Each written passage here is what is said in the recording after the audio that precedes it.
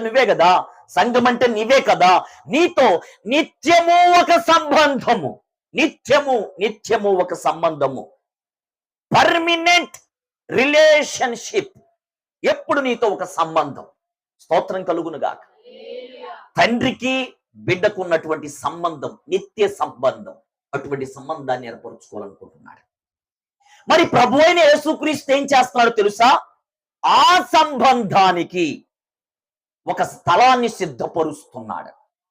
హల్లెలూయా, హల్లెలూయా. మరి పరిశుద్ధాత్ముడు ఏం చేస్తున్నాడు తెలుసా?